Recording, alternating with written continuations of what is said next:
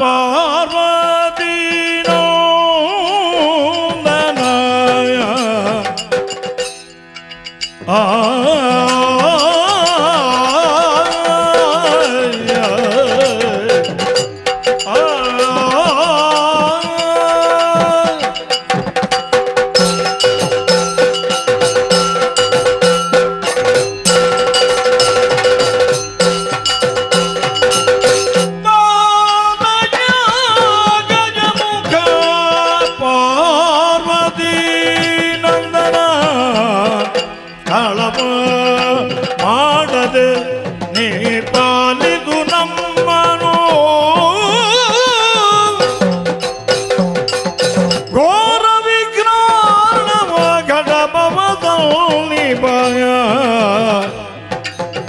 ವಾರಿಯ ಬಾಂಧವ ಕೋಟಿ ಸಮಪ್ರಭಾ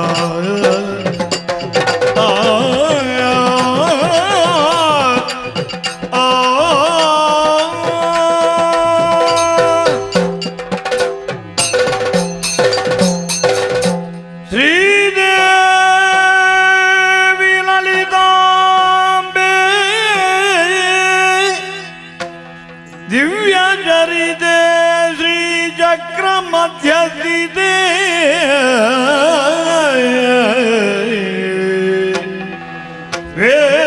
ವೇದಾರಾಧ್ಯೆ ಸಹಸ್ರಭಾನು ಸದೃಶೇ ತ್ರೈನೇತ್ರ ಸಂಶೋಭಿತೆ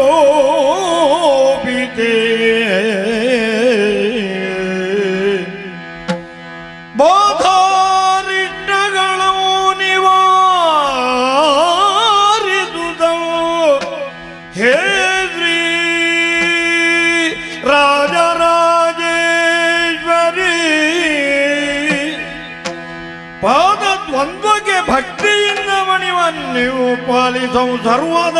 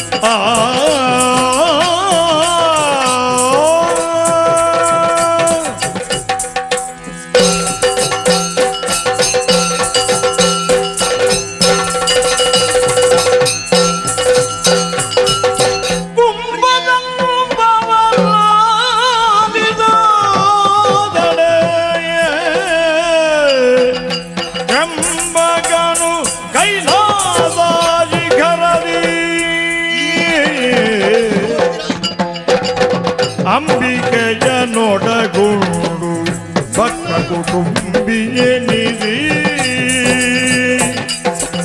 ಅಂಬಿಕೆಯ ನೋಡಗೊಂಡು ಭಕ್ತ ಕುಟುಂಬಿಯೇ ನಿಧಿ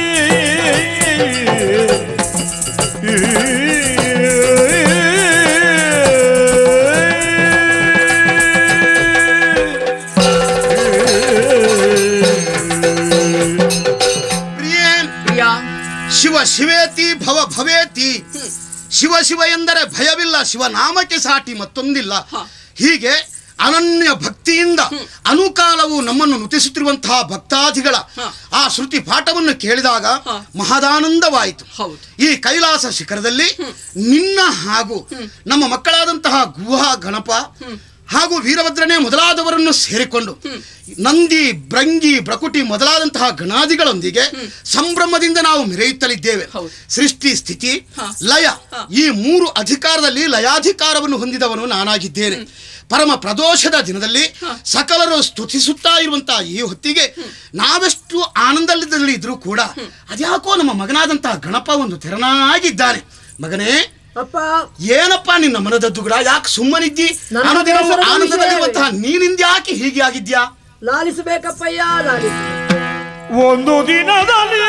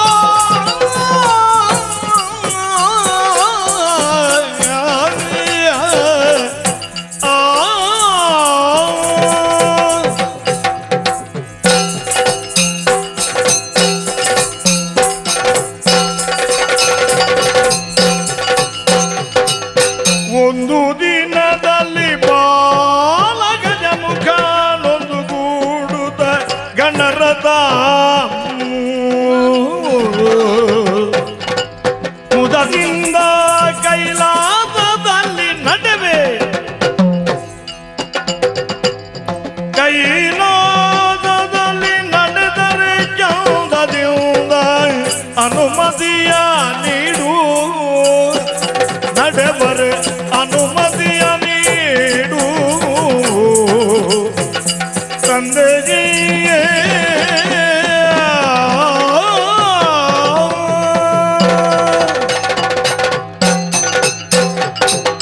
ಓ ಅಪ್ಪಯ್ಯ, ಮಗನೇ ಇದು ನಿಮ್ಮ ಪವಿತ್ರವಾದಂತಹ ಪದಾರವಿಂದಗಳಿಗೆ ಪಡುಮಟ್ತಾ ಇದ್ದೇನೆ. ಎದ್ದೇಳು ಕಂದ. ನನ್ನ ಮುಖವನ್ನು ಕಂಡಾಕ್ಷಣವೇ ಯಾವುದೋ ಒಂದು ಬೇಸರ ಆವರಿಸಿದೆ ಅನ್ನುವುದನ್ನು ಅರ್ಥ ಮಾಡಿಕೊಂಡಿದ್ದೀರಿ. ಸರಿ. ಹೌದಪ್ಪಯ್ಯ, ಹಾ. ಈ ಕೈಲಾಸ ಪರ್ವತದಲ್ಲಿ ಹಾ. ಯಾವಾಗ್ಲೂ ನೋಡಿದ್ದನ್ನೇ ನೋಡುವುದು, ಮಾತನಾಡಿದವರ ಜೊತೆಯಲ್ಲೇ ಮಾತನಾಡುವುದು, ಹಾ. ಒಂದೇ ರೀತಿಯ ಆಹಾರವನ್ನು ಸೇವನೆಯನ್ನು ಮಾಡಿದರ ಮೂಲಕ ಹಾ. ನನ್ನ ಪಾಲಿಗೆ ಬೇಸರ ಆವರಿಸಿದೆ. ಅದಕ್ಕೆ ಹಾಗಾಗಿ ನಮ್ಮವರನ್ನೆಲ್ಲ ಒಡಗೂಡಿಕೊಂಡು ಆ ಭೂಲೋಕದ ತಪ್ಪಲಿಗೆ ಹೋಗಿ ಆ. ಅಲ್ಲಿ ಆಟವಾಡಿ ಬರಬೇಕು, ಅಲ್ಲಿಯ ಪ್ರಕೃತಿಯನ್ನು ಕಾಣಬೇಕನ್ನುವಂತಹ ಉಲ್ಲಾಸದಿಂದ ನಾನು ನಿಮ್ಮಲ್ಲಿ ಹೇಳ್ತಾ ಇದ್ದೇನೆ. ನನ್ನನ್ನು ಕಳುಹಿಸಿಕೊಡ್ತೀರಾ ಅಪ್ಪಯ್ಯ? ಆದೀತು ಮಗನೇ. ಪ್ರಿಯೇ, ಪ್ರಿಯ, ಕೇಳಿದ್ಯಾ ಮಗನ ಮಾತನ್ನು? ಹೌದು ಸ್ವಾಮಿ. ನಿತ್ಯ ನೂತನವಾದಂತಹ ಭೂಮಿಯೆಡೆಗೆ ಹೋಗಿ ಅಲ್ಲಿಯ ನಿಸರ್ಗವನ್ನು ಕಾಣಬೇಕೆನ್ನುವಂತ ಆಸೆ ಅವನಿಗೆ. ಪ್ರಮತರನ್ನೆಲ್ಲ ಕೂಡಿಕೊಂಡು ಅತಿ ಶೀಘ್ರವಾಗಿ ಗಮಿಸಿ ಜಾಗರೂಕತೆಯಿಂದ ಬಾ ಮಗನೇ. ಹೋಗಿ ಬರ್ತೇನೆ. ನಂದಿ, ನೀವೆಲ್ಲರೂ ಒಂದಾಗಿ ಹೋಗಿ ಮುಂದೆ.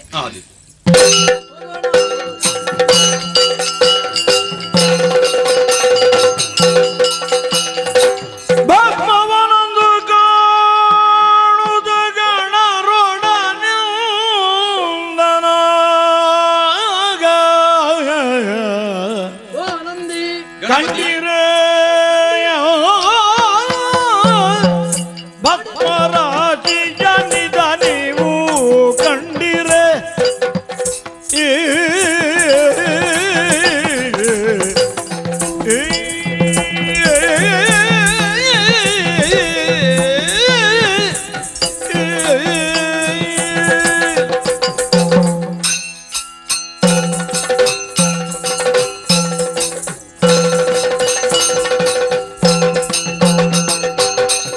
ಕಂಡಿರೆ ನೀವು ಭಸ್ಮರಾಜಿಯ ನೀವು ಕಂಡಿರೆ ಕಂಡಿರೆ ಭಸ್ಮರಾಜಿಯನು ಮುದಗೊಂಡೆ ನಾನೀಗಿದುದನು ಎನ್ನ ಪಾಂಡಿತ್ಯವನು ತೋರದಿರೇನು ನಾನಯ್ಯ. ಇದರಿಂದ ಮನನಗು ಬೇಯಿಂದೆನುದ ವಕ್ರತುಂಡನು ಮನದೋ ಆಗಲಿದು ಕಂಡಿರೆ ವಪರಾಜಿಯದಿದ ನೀವು ಕಂಡಿರೆ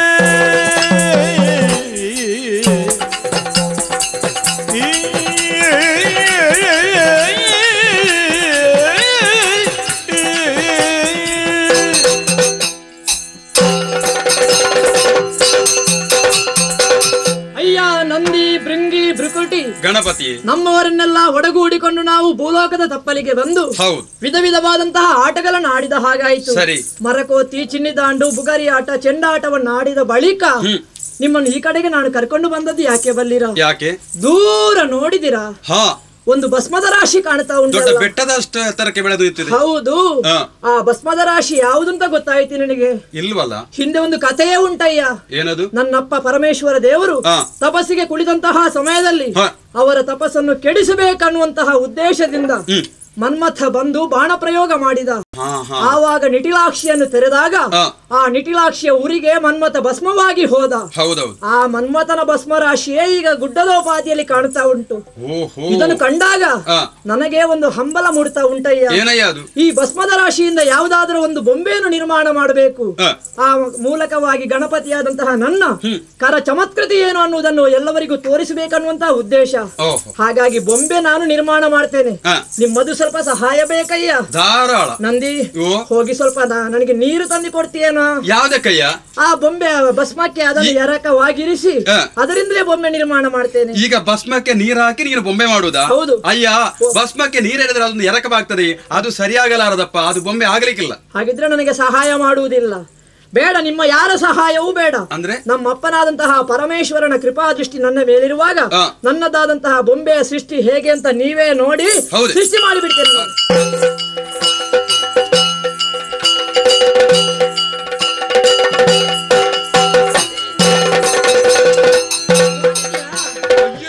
ನೋಡಿದ್ಯಾ ಬೊಂಬೆ? ಇಷ್ಟು ಚಂದಕ್ಕೆ ನೀನು ಮಗುವಿನ ರೂಪವನ್ನು ಮಾಡಿ ಆಯ್ತಲ್ಲ. ನಿಮ್ಮ ಎಲ್ಲವರ ಸಹಾಯವನ್ನು ಯಾಚಿಸಿದ ನಾನೇ ನನ್ನದಾದಂತಹ ಸ್ವಂತ ಬುದ್ಧಿಯಿಂದ ಇದರಲ್ಲಿ ವಿಶೇಷತೆಯು ಕಾಣುತ್ತಾ ಇದೆ. ಬೊಂಬೆಯನ್ನು ನಾನು ಸೃಷ್ಟಿ ಮಾಡಿದೆ. ಆ ಕಣ್ಣು, ಮೂಗು, ಕೈ, ಕಾಲು ಎಲ್ಲ ನೋಡಿ ಎಷ್ಟು ಚೆನ್ನಾಗಿದೆ. ಒಮ್ಮೆ ಮಗುವನ್ನು ಕೂಡ ಪೈಸೆ ಕೊಡು. ನಿಮಗೆ ಕೊಡುವುದಿಲ್ಲ, ನೀನು ಸಹಾಯ ಮಾಡ್ಲಿಲ್ಲ, ಹಾಗಾಗಿ ನನಗೆ ಬೊಂಬೆಯನ್ನು ಕೊಡುವುದಿಲ್ಲ. ಈ ಬೊಂಬೆಯನ್ನು ನೇರವಾಗಿ ನಾನು ತೆಗೆದುಕೊಂಡು ಹೋಗಿ ಅಮ್ಮನಿಗೆ ತೋರಿಸಬೇಕು. ಆ ಮೂಲಕ ಗಣಪತಿ ಏನು ಅನ್ನುವುದನ್ನು ಅಮ್ಮನಿಗೆ ತೋರಿಸಿಕೊಡ್ಬೇಕು. ಹೋಗೋಣ ಹೋಗೋಣ ಹೋಗೋಣ.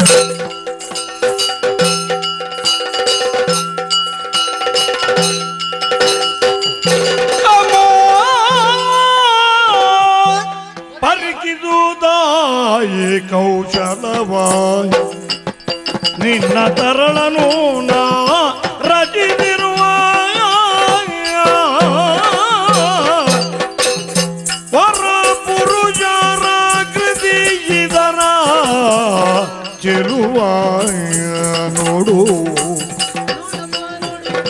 ಅನವರತನ ಬಳಿಯುಳು ಇರಿದಿ ಕೊಂಡಾಡುವೆ ಹರುಜಾದೋಳನೆ ಪದಿಗೊರೆದಳು ಗಿರಿಜಾತೆ ಪರಿಗಿದುದಾಯೇ ಕೌಶಲವ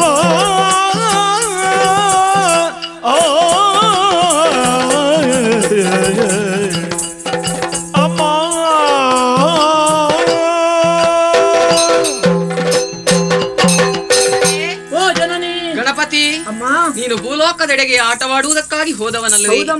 ಆದಷ್ಟು ಬೇಗ ಬಂದು ಬಿಟ್ಟಿಯಲ್ಲ, ಸಂತೋಷ ಆಯ್ತು. ಇದೇನು ಕೈಯಲ್ಲಿ? ಅಮ್ಮ ಅಮ್ಮ ನೋಡಿದ್ಯಾ ತಾಯ ನನ್ನ ಕೈಯಲ್ಲಿ? ಹೌದು, ಒಂದು ಬೊಂಬೆ. ಹೌದು. ಇದು ಎಲ್ಲಿ ಸಿಕ್ಕಿದ್ದು ಗೊತ್ತಾಯ್ತಾ?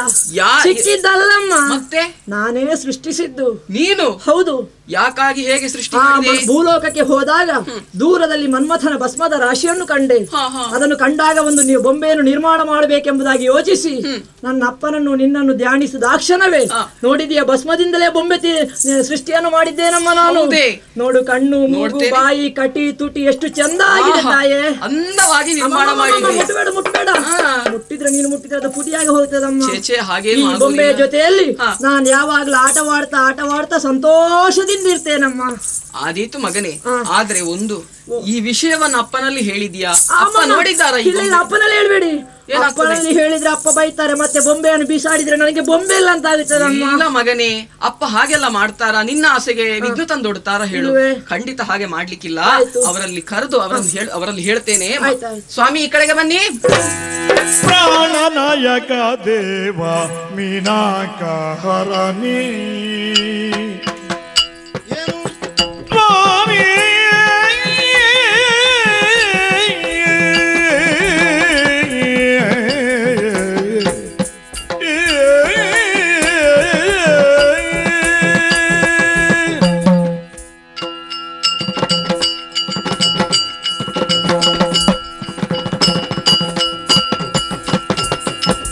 ಪ್ರಾಣನಾಯಕ ದೇವ ಮೀನಾಕ ಹರಣಿ ಗಜಾನನ ಸುಕುಮಾರ ಗಜಾನನ ಸುಕುಮಾರನು ಸ್ವಾಮಿ ಜಾಣತನದ ನೀ ನೋಡು ಕೌತುಕವೇನೆಂಬೆನೆಲೆ ರಮಣ ಎಲೆ ರಮಣ ಪ್ರಾಣನಾಯಕ ದೇವ ಮೀನಕ ಗರನೆ ಗಜಾನನ ಸುಕುಮಾರನ್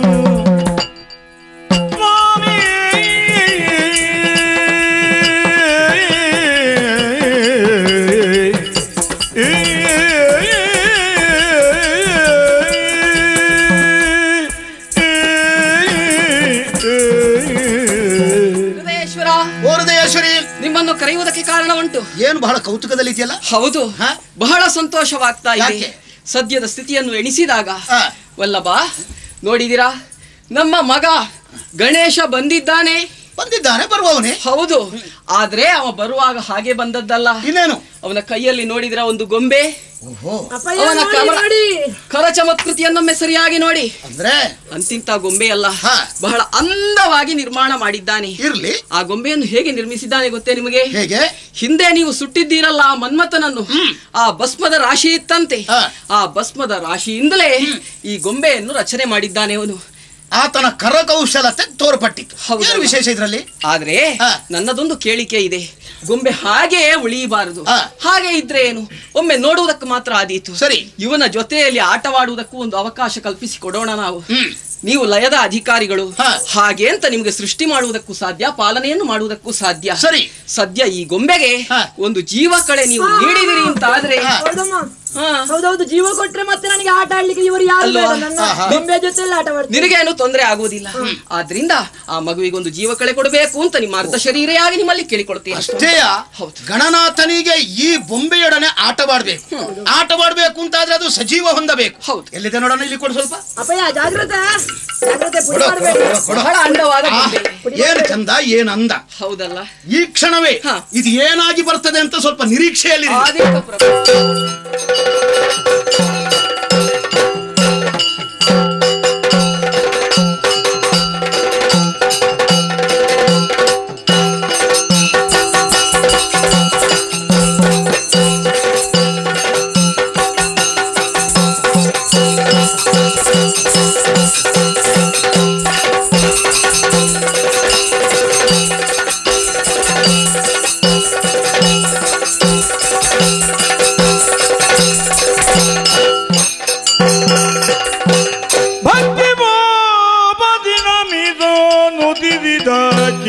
ಜಾತಕ ದೇವ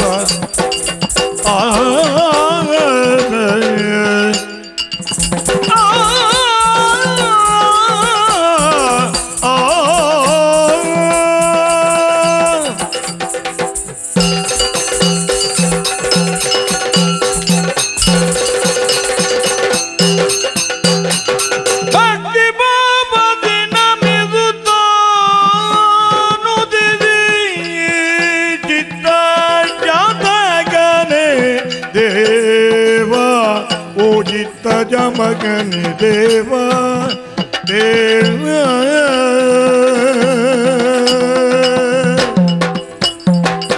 ಮೃತ್ಯುಂಜಯನೆ ವರ ಕೃತಿವಾಸನೆ ಸ್ವಾಮಿ ಭಕ್ತ ಜನರ ಸಂಜೀವ, ಭಕ್ತ ಜನರ ಸಂಜೀವ.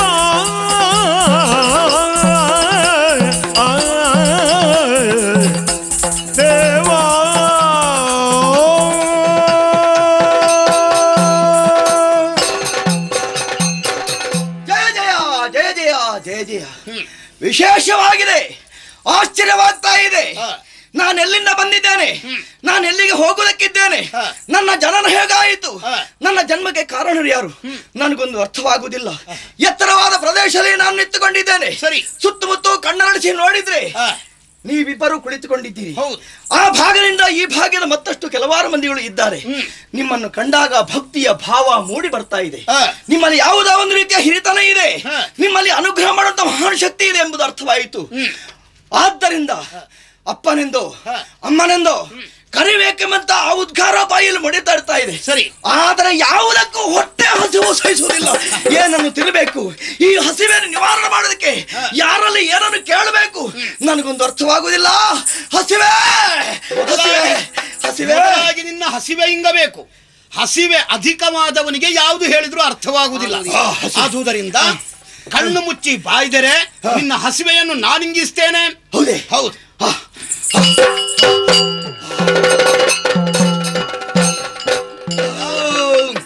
ಈಗ ನಿನ್ನ ಹಸಿವೆ ಹಿಂಗಿತ್ತಲ್ಲ, ಹಿಂಗಿತ್ತು. ಇನ್ನು ನಿನಗೇನು ಸಂಶಯ ಇದೆ ಕೇಳೋದಕ್ಕೆ ಸರಿಯಾಗಿ ಉತ್ತರಿಸುತ್ತೇನೆ. ಎಷ್ಟು ಸುಲಭವಾಗಿ ನನ್ನ ಹಸಿವೆ ಹಿಂಗಿ ಹೋಯಿತು. ಒಂದು ಗುಳಿಗೆ ಅದರ ಹಿಂಗಿ ಹೋಯಿತು. ಸರಿ,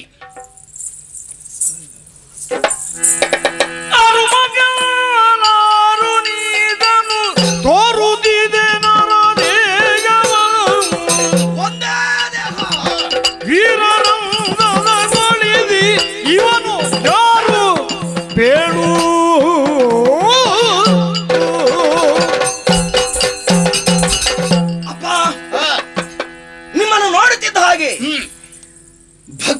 ಮೂಡಿಕೊಂಡ ಹಾಗೆ ಹಾಗೆ ಕಣ್ಣರಸಿ ನೋಡಿದ್ರೆ ವಾಪ್ಪ! ಅಲ್ಲಿ ಒಬ್ಬ ನಿಂತುಕೊಂಡಿದ್ದಾನೆ. ಸರಿ. ನನ್ನ ಹಾಗೆಲ್ಲ ಇಲ್ಲ. ವ್ಯತ್ಯಾಸ 1 2 3 4 5 6 ಮಂಡೆ. ಸರಿ. 6 ಮೊಗದವ. 6 ಮಗ. ಇವ 6 ಮಗ. ಅವನು ನನ್ನ ಮಗ. ಆತನೇ ಷಡಾನನ. ಷಡಾನನ ಗುಹ ನಿನ್ನ ಮಗ. ನನ್ನ ಮಗ. ಆಗಿನ ನನಗೇನಾಗಬೇಕು? ಅಣ್ಣ. ಗುಹಣ್ಣ. ಹೌದು. ಗುಹಣ್ಣ. ಹೌದು. ಸುಬ್ರಹ್ಮಣ್ಯ. ಸುಬ್ರಹ್ಮಣ್ಯ. ಸರಿ. ಸುಬ್ರಹ್ಮಣ್ಯ.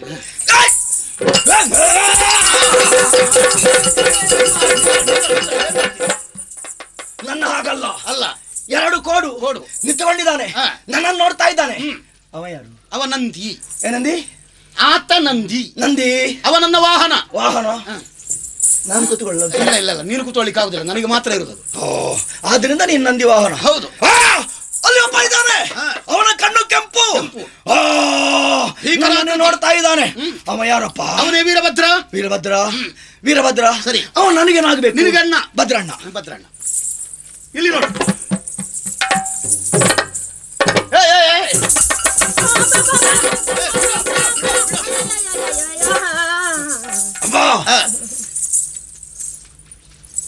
ಇಲ್ಲ ಇಲ್ಲ. ಅವನಷ್ಟು ಉದ್ದ ಏನು? ಅದು ಹಾಗೆ ಮುಖದಲ್ಲಿ ಅವ ಗಜಮುಖ ಅಂದ್ರೆ ಗಣಪ. ಆನೆ ಮುಖದವ. ಅವನ ಮುಖ ಅಲ್ಲ ಅದು. ಅದು ಆನೆ ಮುಖ. ಆನೆಯ ಮುಖ. ಆದ್ದರಿಂದಲೇ ಗಣಪಣ್ಣ. ಗಣಪಣ್ಣ. ಇವ ಯಾರು? ಗಣಪಣ್ಣ. ಗಣಪಣ್ಣ.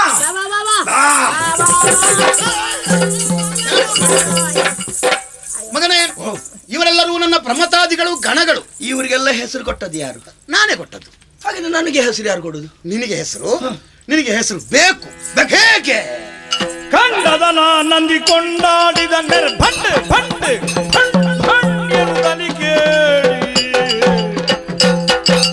ಕಂಡ ಬರಜು ಮುದಗೊಂಡ ನೀರನು ಭಂಡಾಸುರಯನು ದಲಿಯೇ ಭಂಡ ಭಂಡ ಎನ್ನುದಲಿಯೇ ನಂದಿಯೇ.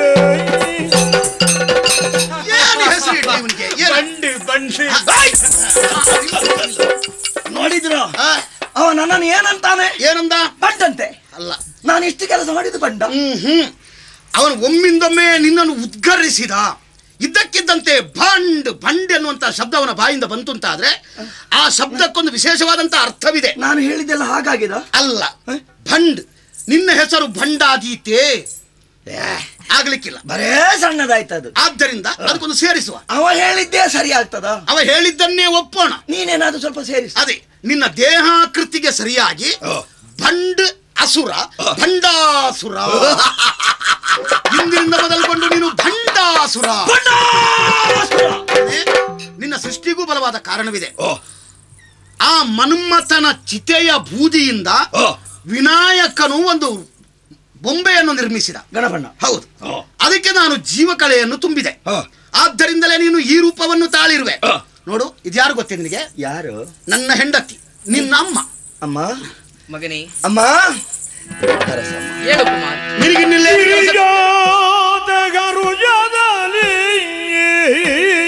ಓ ಮಗನೇ. ಅಮ್ಮ. ಮಗನೇ. ಕರೆದು ಲಂಬೋದರನ ತರಳ ಭಂಡಾಸುರನ ನಿರದಲ್ಲಿ ನೊಡಗೊಂಡು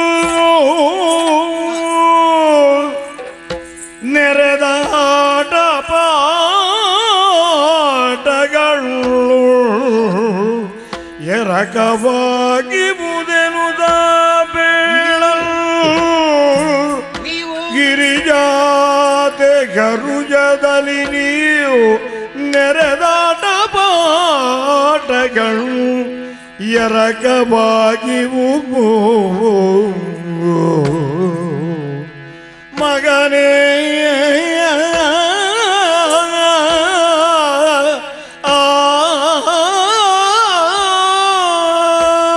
ಅಮ್ಮ.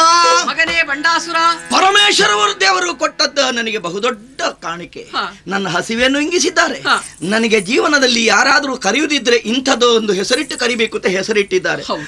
ಅಮ್ಮ, ಮಗನೇ. ಹೆಸರನ್ನು ಮತ್ತು ಹಸಿವೆಯನ್ನು ಮಾತ್ರ ಕೊಟ್ಟಾಗ್ತದೆಯೇ? ಹಾ. ಇವರಿಗೆಲ್ಲ ಒಬ್ಬೊಬ್ಬರಿಗೆ ಒಂದೊಂದು ರೀತಿಯ ಉದ್ಯೋಗವನ್ನು ನೀವೇ ಕೊಟ್ಟಿರಬೇಕು. ಹೌದು. ನಾನಿಲ್ಲೇ ಈ ಸ್ಥಳದಲ್ಲಿ ನಿಮ್ಮ ಜೊತೆಲಿ ಇದ್ದುಕೊಂಡು ನಾನೇನು ಮಾಡಬೇಕಮ್ಮ? ಮಗನೇ, ಸದ್ಯ ನೀನು ಯಾವ ಉದ್ಯೋಗವನ್ನು ಮಾಡಬೇಕಾಗಿಲ್ಲ. ಹಾ. ಹಾಗೆ ಅಂತ ಓ. ನಿನ್ನ ಸೃಷ್ಟಿಯಾಗುವುದಕ್ಕೆ ಹಿನ್ನೆಲೆ ಈ ಗಣಪತಿ. ಏನ್ ಮಾಡಿದ? ಆ ಗೊಂಬೆಯ ಮೂಲಕವಾಗಿಯೇ ನಿನಗೆ ಸೃಷ್ಟಿ ಬಂದದ್ದು. ಹಾಗೆ ಈ ಗಣಪತಿಯ ಮನಸ್ಸಿನ ಸಂತೋಷಕ್ಕೆ ಬೇಕಾಗಿಯೇ ನೀನು ಸಹಕರಿಸಬೇಕು. ನಾನೇನು ಮಾಡಬೇಕು? ಇವನ ಜೊತೆಯಲ್ಲೇ ಆಟ ಪಾಠ ಕೂಟಗಳಲ್ಲಿ ನೀನು ಭಾಗವಹಿಸಬೇಕು. ಅವನ ಮನಸ್ಸಿಗೆ ನೆಮ್ಮದಿಯನ್ನು ನೀನು ಒದಗಿಸಬೇಕು. ಆತನಿಗೊಬ್ಬ ಆತ್ಮೀಯ ಗೆಳೆಯ ಬೇಕೆಂದೇ ನಿನ್ನನ್ನು ಸೃಷ್ಟಿಸಿದ್ದು. ಆಟಕ್ಕಾಗಿ ಸೃಷ್ಟಿ ನನ್ನ ಆಟಕ್ಕಾಗಿಯೇ ಹುಟ್ಟಿದವನು. ಆದೀತು, ಆದೀತು. ಆಟ ಎಲ್ಲಿ? ಅದು ಬಯಲಲ್ಲಿ. ತೋರಿಸಿಕೊಡ್ತೇನೆ ಆಟ ಎಲ್ಲಿ ಅಂತ. ಆದೀತು. ಇವ್ರ ಜೊತೆಲಿ ಇರ್ಬೇಕು. ಆದೀತು. ಆಟ ಪೇಚಾಟ ಆಗಬಾರ್ದು. ನಾವು ಆಟಕ್ಕೆ ಹೋಗ್ಬೇಕು. ಅದು ಮುಂದಮ್ಮ. ಏನ್ ಮಗನೇ? ನಾವು ಆಟ ಆಡಿಕೊಂಡು ಬರುವಾಗ ಆ ಕಬ್ಬು ಎಳ್ಳುಂಡೆ ಮತ್ತೆ ಮೋದಕ ಪಾಯಸ ಎಲ್ಲ ತಯಾರು ಮಾಡಿಡ್ಬೇಕು. ಎಲ್ಲ ಸಿದ್ಧವಾಗಿ ಇರ್ತದೆ. ಮತ್ತೆ ನಿನಗೆ ಭಕ್ತರು ಕೊಡುವುದೇನು ಕಡಿಮೆಯಾಗ್ತದೆ? ಇಲ್ಲ. ಇನ್ನು ಗಣಪಣ್ಣನಿಗೆ ತೊಂದರೆ ಇಲ್ಲ, ನಡೀದಕ್ಕೆ ಕಷ್ಟ ಇಲ್ಲ. ಇವನನ್ನು ನಾನು ಎತ್ತಿಕೊಂಡು ಹೋಗ್ತೇನೆ. ಆದೀತು. ಆದೀತು, ಹೋಗಿ ಬನ್ನಿ, ಆಟ ಮಾಡಿ ಬನ್ನಿ. ಅಮ್ಮ, ಆಟಕ್ಕೆ ಹೋಗುವ. ಎತ್ತಿಕೊಳ್ಬೇಕಾ? ಬೇಡ ಬೇಡ ಬೇಡ ಬಾಬಾ.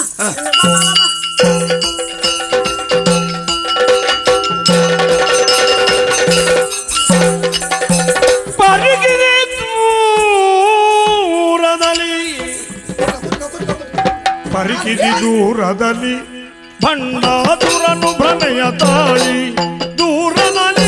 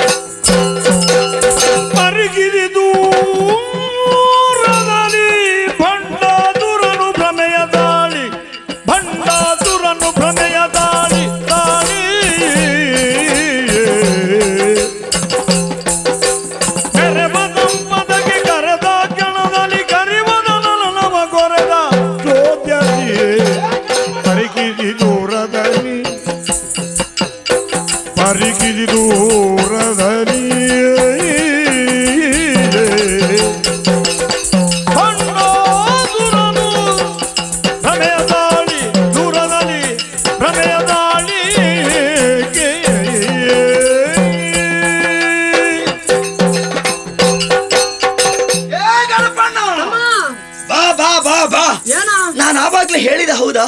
ನೀನು ನಡ್ಕೊಂಡು ಹೋಗಬೇಡ, ನಿನ್ನ ಹೊಟ್ಟೆ ಬಹಳ ದೊಡ್ಡದಿದೆ, ನಾನು ನಿನ್ನನ್ನು ಎತ್ತಿಕೊಂಡು ಹೋಗ್ತೇನೆ ಅಂತ ಹೇಳಿದೆ. ಹೌದು ತಮ್ಮ, ನೀನು ಓಡಿ ಓಡಿಕೊಂಡು ಹೋದ್ರೆ ನನಗೆ ನೀನು ಕೇಳಲಿಲ್ಲ ಹೌದಾ? ದಪ್ಪನೆತ ಬಿದ್ದು ಬಿಟ್ಟಿ. ಕೂತ್ಕೊಳ್ಳ ಬೇಡ, ನಾವು ಬಂದು ಹೆಚ್ಚು ಹೊತ್ತಾಯ್ತು, ಹೋಗುವ. ಅಮ್ಮ ನಾನು ಬಂದದ್ದು ಹೊಸತ್ತು, ನೀನು ಯಾವಾಗ್ಲೂ ಇಲ್ಲಿಗೆ ಬರ್ತಾ ಇರಬಹುದು. ಈ ಪ್ರಕೃತಿಯನ್ನು ಒಂದು ಸ್ವಲ್ಪ ಸರಿಯಾಗಿ ನೋಡ್ಬೇಕು ಅಂತ ಆಸೆ ಇದೆ. ನೋಡಿ ಬಾ.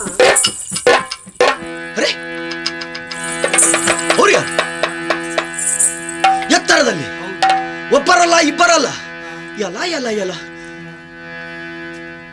ಎಲ್ಲ ಏನು ಆಭರಣ, ಏನು ಸಂಪತ್ತು, ಸೌಭಾಗ್ಯ. ಯಾರಲಿ ಗಣನಾಥ ಮಿತ್ರರ ಭೂರಿ ಭಾಗ್ಯ ಬರೆದ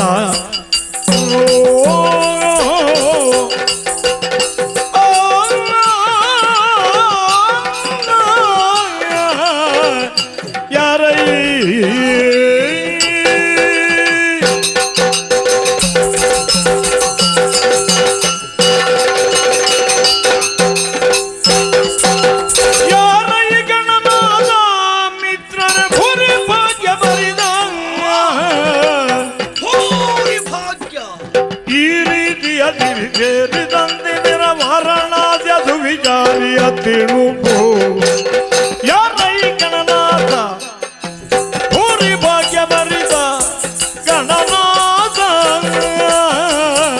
ಯಾರೋ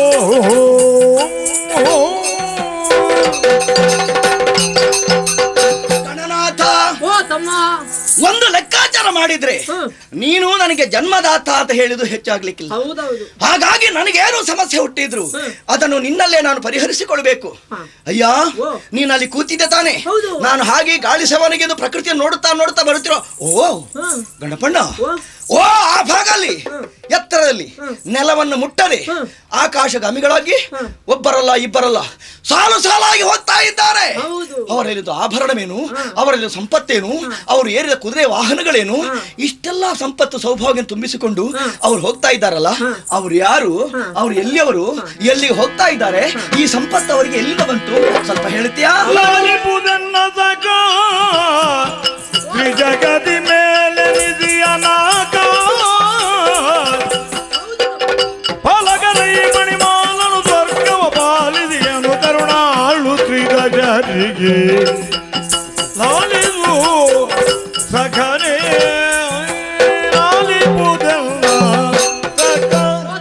ಗಣಪಣ್ಣ ಆಕಾಶಗಾಮಿಗಳಾಗಿ ಹೋಗುತ್ತಾ ಇರುವಂತ ಅವರನ್ನು ಕಂಡಾಗ ಆಶ್ಚರ್ಯವಾಯಿತೆ. ಯಾರವರು? ನಮ್ಮ ಹಾಗೆ ಹೋಗುದಿಲ್ವಲ್ಲ, ಇಲ್ಲ, ನಮ್ಮ ಆಗಿದ್ದ ವ್ಯಕ್ತಿಗಳಲ್ಲ.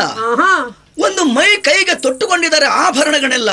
ಇದೆಲ್ಲ ಎಲ್ಲಿನ ಬಂತು? ಎಲ್ಲಿಗೆ ತಂದವರು ಇವರು? ಅವರೆಲ್ಲ ಹೋಗುತ್ತಿರುವುದು ಎಲ್ಲಿಗೆ ಗೊತ್ತಾ? ಎಲ್ಲಿಗೆ? ಪರಮ ಪ್ರದೋಷ ಕಾಲದಲ್ಲಿ ನಮ್ಮ ಅಪ್ಪಯ್ಯನಾದಂತಹ ಪರಮೇಶ್ವರನ ಪೂಜೆಗಾಗಿ ಅಲ್ಲಿಗೆ ಹೋಗುತ್ತಾ ಇದ್ದಾರೆ. ಹಾಗಿದ್ರೆ ಅವರು ಯಾರು ತಮ್ಮ? ಸ್ವರ್ಗ, ಮರ್ತ್ಯ, ಪಾತಾಳ ಅನ್ನುವಂತಹ 3 ಲೋಕದಲ್ಲಿ ಶ್ರೇಷ್ಠವಾದದ್ದು ಜ್ಯೇಷ್ಠವಾದದ್ದು ಅದು ಸ್ವರ್ಗ. ಅಂತಹ ಸ್ವರ್ಗವಾಸಿಗಳೇ ಆ ದೇವತೆಗಳು. ಅವರ ಮುಂದೆ ಒಬ್ಬ ಹೋಗ್ತಾ ಇದ್ದಾನಲ್ಲ, ಯಾರು? ಆ ಐರಾವತ ಎಂಬುದಾಗಿ ಅದಕ್ಕೆ ಹೆಸರು. ಅಂತಹ 1000 ಸೊಂಡಿಲುಗಳು ಉಳ್ಳಂತಹ ಬಿಳಿದಾದ ಆನೆಯನ್ನು ಏರಿಕೊಂಡು ಹೋಗುವ ಆ ದೇವತೆಗಳ ಒಡೆಯ ದೇವೇಂದ್ರ. ಬೇಡು, ಅವ್ರು ಯಾರಾದ್ರೇನು, ಅವರಷ್ಟು ನಮಗಿಲ್ವಲ್ಲ. ಆದ್ರೆ ಅವರು ಇಂತಹ ಸ್ವರ್ಗವನ್ನು ಪಡೆಯಬೇಕು ಅಂತಾದ್ರೆ ಕಾರಣ ಉಂಟು ತಮ್ಮ. ಏನು ಕಾರಣ? ಮೇಘವಂತ ಪರ್ವತವನ್ನು ಸೇರಿ ಶತಾದ್ವರವನ್ನು ಮಾಡುವುದರ ಮೂಲಕವಾಗಿ 3 ಮೂರ್ತಿಗಳ ಮನಸ್ಸನ್ನು ಮೆಚ್ಚಿಸಿದ್ದಾರೆ. 3 ಮೂರ್ತಿಗಳಲ್ಲಿ ನಮ್ಮ ಅಪ್ಪಯ್ಯನಾದಂತಹ ಪರಮೇಶ್ವರ ಕೂಡ ಒಬ್ರು ತಾನೆ. ಅಂತಹ ನಮ್ಮ ಅಪ್ಪಯ್ಯನಾದ ಪರಮೇಶ್ವರನ ಅನುಗ್ರಹದಿಂದ 3 ಲೋಕದಲ್ಲಿ ಶ್ರೇಷ್ಠವಾದ ಸ್ವರ್ಗವನ್ನು ಪಡೆದಿದ್ದಾನೆ ದೇವೇಂದ್ರ. ಗಣೇಶ, ಹಾಗಿದೆ 3 ಮೂರ್ತಿಗಳ ಅನುಗ್ರಹ ಪಡ್ಕೊಂಡಿದ್ದಾರೆ. 3 ಮೂರ್ತಿಗಳ ಅನುಗ್ರಹ ಸಿಕ್ಕಿದ್ರೆ ಆ ಲೋಕ ಸಿಗ್ತದ? ಅಲ್ಲ, ಅದ್ವರವನ್ನು ಮಾಡಬೇಕು, ಶತಾದ್ವರವನ್ನು ಮಾಡಬೇಕು. ಅದೆಲ್ಲ ಮಾಡಿದ್ರೆ ಅಂತೂ 3 ಮೂರ್ತಿಗಳ ಅನುಗ್ರಹ ಸಿಕ್ಕಿದ್ರೆ ಸಿಕ್ಕುತ್ತದ? ಆದ್ರೆ ಒಂದು ಮನ್ವಂತರದ ಒಳಗಿನ ಅಧಿಕಾರ ಅವನಿಗೆ ಇರುವುದು. ಸಂಪತ್ತೆಲ್ಲ ಕಳೆದ ಮೇಲೆ ಮತ್ತೆ ಪ್ರಯತ್ನ ಮಾಡಬಹುದು. ಗಣಪಣ್ಣ, ನನಗೆ ಹೇಗಾದ್ರೂ ಅದನ್ನು ಪಡಿಬೇಕು ಅಂತ ಒಂದು ಆಸೆ ಉಂಟು. ನನಗೆ ಒಂದು ದಾರಿ ತೋರಿಸಿಕೊಡು ಗಣಪಣ್ಣ. ನಾನು ನಿನ್ನ ಕಂದನಲ್ವೇ, ನಾನು ಬೇಡಿದ ನೀನು ಕೊಡುವುದಿಲ್ವಾ? ನಿನ್ನ ಸಂತೋಷಕ್ಕೆ ಬೇಕಾಗಿ ನಾನು ಹುಟ್ಟಿದ, ಹೌದಲ್ವಾ? ನನ್ನ ಕಂಡಾಗ ಅಸೂಯೆ ಆಗ್ತಾ ಇದೆ, ಬೇಕು ಅನಿಸ್ತಾ ಇದೆ. ಹೌದೇ? ಆಗುವುದಕ್ಕೆ ಪರಮೇಶ್ವರನ ಮಗ ನೀನು ಅಲ್ವಾ? ನಿನಗೂ ಕೂಡ ದೇವೇಂದ್ರನ ಹಾಗೆ ಮೇಲಾಗಬೇಕನ್ನುವಂತಹ ಸಂತೋಷ ಆಶೆ ಇದೆ ತಮ್ಮ. ಅದಕ್ಕೊಂದು ಉಪಾಯ ಮಾಡಬೇಕು. ಏನ್ ಮಾಡುದು? ನೀನು ಕೂಡ ತಪಸ್ಸು ಮಾಡಬೇಕು. ತಪಸ್ಸು ಮಾಡಿದ್ರೆ? ಆದ್ರೆ ಇಲ್ಲಿ ಅಲ್ಲ, ಗಂಗಾ ನದಿಯ ಬಳಿಗೆ ಹೋಗಬೇಕು. ಅನ್ನ ಆಹಾರಗಳನ್ನು ತ್ಯಜಿಸಬೇಕು. ಯಮ, ನಿಯಮ, ಆಸನ, ಪ್ರಾಣಾಯಾಮ, ಪ್ರತ್ಯಾಹಾರ, ಧ್ಯಾನ, ಧಾರಣ, ಸಮಾಧಿಗಳನ್ನುವಂತ ಅಷ್ಟಾಂಗವನ್ನು ಬಳಿದು ಅದನ್ನೆಲ್ಲ ಮಾಡ್ಬೇಕಲ್ಲ. ಸಮಾಧಿ ಸ್ಥಿತಿಯಲ್ಲಿ ಆ ಪರಮೇಶ್ವರನ ಕುರಿತು ಘೋರವಾದ ತಪಸ್ಸನ್ನು ಆಚರಿಸಿದ್ರೆ ನಿನ್ನ ತಪಸ್ಸಿಗೆ ನಮ್ಮ ಅಪ್ಪಯ್ಯ ಉಳಿತಾನೆ. ನಿನಗೆ ಏನು ಬೇಕೋ ಆ ವರವನ್ನು ಕೇಳಬಹುದಲ್ಲ. ವಿಘ್ನೇಶನಾದ ನಿನ್ನ ಅನುಗ್ರಹ ನನ್ನ ಮೇಲಿದ್ರೆ ಖಂಡಿತ ಸಾಧಿಸ್ತೇನೆ. ನಿನ್ನ ತಪಸ್ಸಿಗೆ ಯಾವುದೇ ವಿಘ್ನ ಬಾರದ ಹಾಗೆ ನಾನು ನೋಡಿಕೊಳ್ತೇನೆ. ನಾನೆಲ್ಲಿಗೆ ಹೋಗ್ಬೇಕೀಗ? ನದಿಯ ಬಳಿಗೆ ಹೋಗಿ ಬರ್ತೇನೆ ಈಗಲೇ.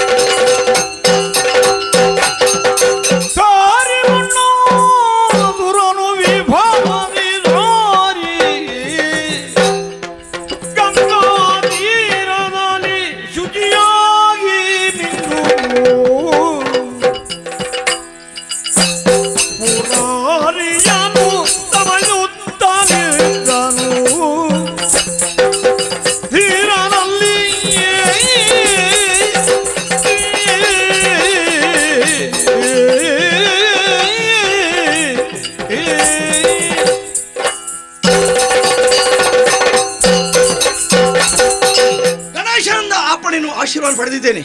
ನೇರವಾಗಿ ಬಂದಿದ್ದೇನೆ. ನದಿಯ ಬಳಿಯನ್ನು ಸೇರಿಕೊಂಡಿದ್ದೇನೆ. ಮೈ ಮನಸ್ಸನ್ನು ಶುದ್ಧೀಕರಿಸಿಕೊಂಡಿದ್ದೇನೆ. ಆ ಶಿವನನ್ನು ತಪದೆಯ ಮೂಲಕ ಮೆಚ್ಚಿಸಿದ್ರೆ ಅವ ಒಲಿತಾನೆ ಅಂತ ಹೇಳಿದ್ದಾರೆ. ಭಕ್ತಿ ಮುಖ್ಯವಲ್ವೇ? ಅದಕ್ಕೆ ಬೇಕಾಗಿ ಅಗ್ನಿಯನ್ನು ನಿಲ್ಲಿಸ್ತೇನೆ. ಒಂಟಿ ಕಾಲಲ್ಲಿ ನಿಂತು ಶಿವನನ್ನು ಭಜಿಸ್ತೇನೆ. ಓಂ ನಮೋ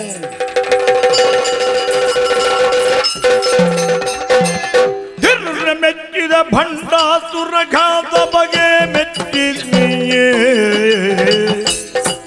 ಅಚ್ಚರಿಯಾದೆ ಮಗನೇ ನಿನ್ನ ಮನದಿ ಪುಟಿಗೊಳ್ಳುತ್ತಿದೆ ಜಗ ತೊರೆದು ತಪವ ಬೇಗ ಅರು ಮನದಿರವಾದಿಟದಿ ಮೆಚ್ಚಿದೆ ಮಗನೇ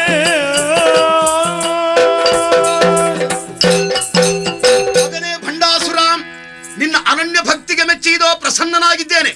ನಿನ್ನ ಮನದಾಳದಲ್ಲಿ ಏನು ಬಯಕೆ ಇದೆಯೋ ಕೇಳಿಕೋ, ಕೇಳಿದ್ದನ್ನು ಈಡೇರಿಸುತ್ತೇನೆ. ಶಂಭೋ ಸದಾ ಶಿವ,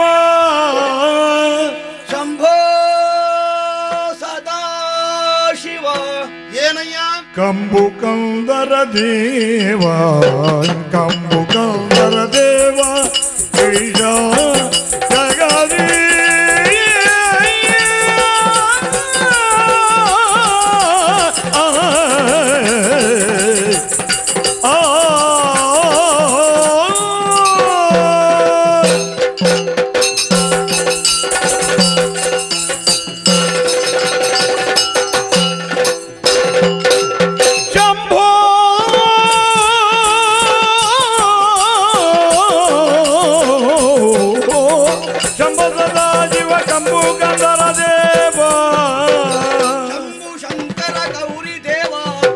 ನಂಬಿದೆ ಭಕ್ತರ ಪೊರೆವಾ, ನಂಬಿದೆ ನೀ ಭಕ್ತರ ಪೊರೆವಾದೆ ಎಂಬ ಬಿರುದು ನಿನಗೆಂಬುದ ಬಲ್ಲೆ, ಪೊರೆವಾನೆಂಬ ಬಿರುದು ನಿನಗೆಂಬುದ ಬಲ್ಲೆನು.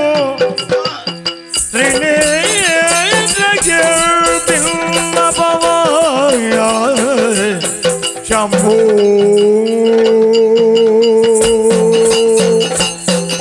ಶಂಕರ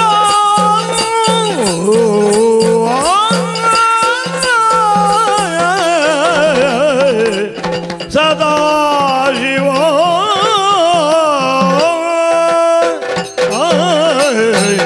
ಶಂಕರ. ಹರ ಹರ ಮಹಾದೇವ. ಮಗನೇ ಭಂಡಾಸುರ, ನಿನ್ನ ಚರಣಾರಂಭಕ್ಕೆ ಪ್ರಣಾಮವನ್ನು ಸಲ್ಲಿಸ್ತಾ ಇದ್ದೇನೆ. ಎದ್ದೇಳು ಕಂದ. ನಾನು ಎಸಗಿದಂತಹ ತಪದಿಂದ ಮೆಚ್ಚಿದಾಗಿ ತೃಪ್ತನಾಗಿ ಅನುಗ್ರಹಿಸಬೇಕಾಗಿ ನೀನು ಬಂದಿದ್ದೀಯಲ್ಲ, ಮೆಚ್ಚಿದ್ದೇನೆ. ಬೇಡಿದವರ ಇಷ್ಟಾರ್ಥವನ್ನು ಅನುಗ್ರಹಿಸುವಂತಹ ಕಾಮಧೇನು ನೀನು. ನೀನು ಅನುಗ್ರಹಿಸುವಂತಹ ವಿಶ್ವಾಸದಿಂದ ನೀನು ದೀರ್ಘವಾದ ದಿನದಿಂದ ನಾನು ತಪಸ್ಸನ್ನು ಆಚರಿಸಿದ್ದೇನೆ. ಓಲಿದ್ದೀಯಾ? ಸರಿ, ಕೊಡ್ತೀಯಾ? ಏನು ಬೇಕು ಕೇಳು. ಈ ಲೋಕದಲ್ಲಿ ಯಾವುದೇ ಒಂದು ಜೀವರಾಶಿಗಳಿಂದ ನನ್ನ ಪಾಲಿಗೆ ಮರಣ ಬರಬಾರದು, ಅನುಗ್ರಹಿಸು. ತಥಾಸ್ತು. ಮೂರು ಮೂರ್ತಿಗಳಾದ ನಿಮ್ಮ ಪಾಲಿಂದಲೂ ನನ್ನ ಪಾಲಿಗೆ ಮರಣ ಬರಬಾರದು, ಅನುಗ್ರಹಿಸಿದ್ದೇನೆ. ಯಾವನೇ ಒಬ್ಬ ಶತ್ರುವನ್ನ ಎದುರಿಗೆ ಬಂದಾಗ ಅವನಲ್ಲಿದ್ದಂತ ಅರ್ಧ ಶಕ್ತಿಯು ನನ್ನ ಮೈ ಮೇಲೆ ಬರಬೇಕು, ಅದನ್ನು ಅನುಗ್ರಹಿಸು. ಅದನ್ನೂ ಕೊಟ್ಟಿದ್ದೇನೆ. ಸಾಲದು ಸಾಲದು. ಮತ್ತೆ ಇನ್ನು ಒಂದು ಕೇಳ್ತೇನೆ. ಸೃಷ್ಟಿಯ ಅಧಿಕಾರ ಬ್ರಹ್ಮನಿಗೆ, ಲಯದ ಅಧಿಕಾರ ಶಿವನಾದ ನಿನಗೆ, ಸರಿ, ಪಾಲನೆ ಅಧಿಕಾರ ನಾರಾಯಣನಿಗೆ. ಅದೇನನ್ನು ಮಾಡ್ತೀರೋ ಆ ಮೂವರ ಅಧಿಕಾರವು ಸೃಷ್ಟಿ ಸ್ಥಿತಿ ಲಯ ಎಂಬಂತ ಮಾಡುವಂತ ಮಹಾಶಕ್ತಿಯನ್ನು ನನಗೆ ಅನುಗ್ರಹಿಸಬೇಕು. ನಿನ್ನ ಇಚ್ಛೆ ನೆರವೇರಲಿ. ಬ್ರಹ್ಮಾಂಡ ಭಾಂಡವನ್ನು ಭೇದಿಸುವಂತ ಹೆಚ್ಚಿನದ್ದಾದ ವರವನ್ನು ಇದೋ ನಿನಗೆ ಇತ್ತಿದ್ದೇನೆ. ಮರಣವೇ ಬರಬಾರದು. ಇಲ್ಲ, ಖಂಡಿತವಾಗಿಯೂ ನಿನಗೆ ಮರಣವಿಲ್ಲ. ಆದರೆ ಒಂದಿದೆ. ಏನು? ಯಾವಾಗ ನೀನು ನೀತಿ ನಿಯಮವನ್ನು ತಪ್ಪುತ್ತೀಯೋ ಆ ಹೊತ್ತಿನಲ್ಲಿ ಸ್ವಲ್ಪ ಯೋಚನೆಯನ್ನು ಮಾಡು. ನಿನ್ನಿಂದಲೇ ನಿನಗೆ ಮರಣ ಬಂದಿತ್ತು ವಿನಃ ಅನ್ಯರಿಂದ ನಿನಗೆ ಮರಣ ಬರಲಿಕ್ಕಿಲ್ಲ. ಜತನದಿಂದ ಕಾರ್ಯೋನ್ಮುಖನಾಗು. ಶುಭವಾಗಲಿ.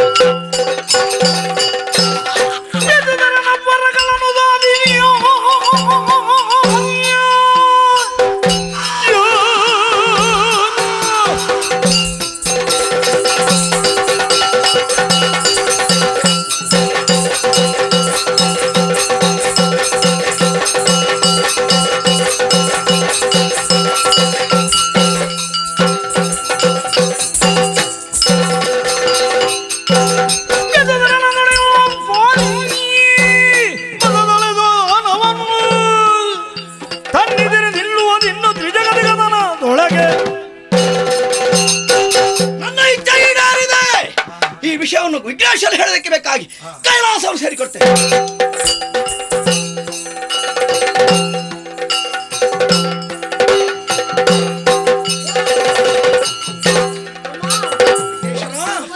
ಹೋದವ ನೀನು.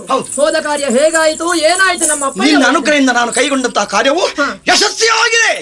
ವರಪ್ರದಾನ ಮಾಡಿಕೊಂಡಿದ್ದೇನೆ. ಮಹಾನುಭಾವನೆ, ನಾನೀಗ ನೀನು ಕೇಳಿದಂತೆ ನಾನು ಯಾಚಿಸಿದ ಯಾವುದಿದೆಯೋ ಅದೆಲ್ಲವೂ ಈಡೇರಿಸಿಕೊಳ್ಳೋದಕ್ಕೆ ಸಮಯ ಒದಗಿ ಬಂದಿದೆ. ಯಾರಲ್ಲ ಸ್ವರ್ಗಕ್ಕೆ? ಈಗಲೇ ಸ್ವರ್ಗಕ್ಕೆ ಹೋಗುದಲ್ಲ, ಈಗ ನಮ್ಮಿಬ್ಬರ ದಾರಿಯನ್ನು ನಮ್ಮ ಅಮ್ಮ ಕಾಯ್ತಾ ಇರಬಹುದು. ನನಗೆ ಆನೆ ಏರ್ಬೇಕು. ಹೌದಾ? ಅದೆಲ್ಲ ಆಮೇಲೆ ಮೊದಲು ಅಮ್ಮನಿಗೆ ಹೇಳುವ.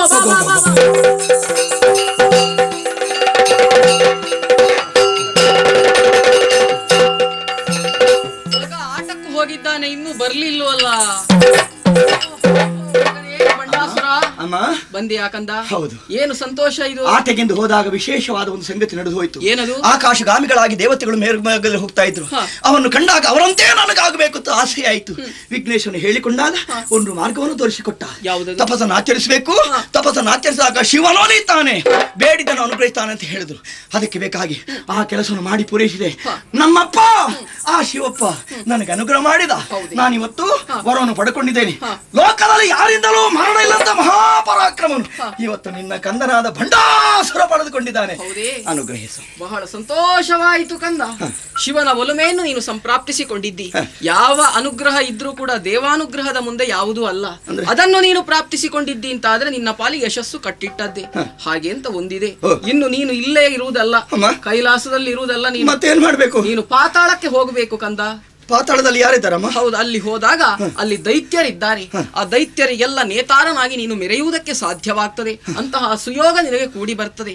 ಆದ್ರೆ ಒಂದು ಕಿವಿ ಮಾತು ಹೇಳ್ತೇನೆ ಮಗನೇ, ಯಾವತ್ತೂ ಕೂಡ ದೇವತೆಗಳ ತಂಟೆಗೆ ಹೋಗಬೇಡ. ದೇವತೆಗಳಿಗೆ ತೊಂದರೆ ಮಾಡಿದವರು ಎಷ್ಟೋ ಮಂದಿ ಇದ್ದಾರೆ, ಅಸುರರು. ಆದ್ರೆ ಅವರು ಯಾರೂ ಉಳಿಯಲಿಲ್ಲ. ನೀನು ಉಳಿಯಬೇಕು ಅಂತಾದ್ರೆ ದೇವತೆಗಳಿಗೆ ತೊಂದರೆ ಮಾಡಬೇಡ, ಪಂಚಮಹಾಪಾತಕಗಳನ್ನು ಮಾಡಬೇಡ. ನಿನ್ನ ಜೀವನದಲ್ಲಿ ನಿನ್ನ ನೈತಿಕತೆಯಲ್ಲಿ ಯಾವತ್ತೂ ಒಳ್ಳೆಯತನವನ್ನು ಕಾಪಾಡಿಕೊಂಡು ಬಾ. ಆ ಮೂಲಕವಾಗಿ ನಿನ್ನ ಪಾಲಿಗೆ ಯಶಸ್ಸು. ನನ್ನ ನಾಲಿಗೆ ತುದಿಲಿ ತಾಯಿಯಾದ ನೀನು, ನನ್ನ ನಾಡಾಡಿಗಳಲ್ಲಿ ನನ್ನ ಶಕ್ತಿಯಾಗಿ ನೀನು, ನನ್ನ ಜೀವನಕ್ಕೆ ಮಾರ್ಗದರ್ಶಿಯಾಗಿ ನೀನಿರುವಾಗ ನಾನು ಯಾವ ಕಾಲಕ್ಕೂ ತಪ್ಪಿ ನೋಡಿದಿಲ್ಲ. ನೀನು ತೋರಿಸಿಕೊಟ್ಟಂತ ಆ ಪದವಿ ಏನುಂಟು ಅದನ್ನು ಪಡೆಯಕ್ಕೆ ಬೇಕಾಗಿ ಈ ಕ್ಷಣವೇ ಪಾತಾಳಕ್ಕೂ ಸೇರಿಕೊಡ್ತೇನೆ.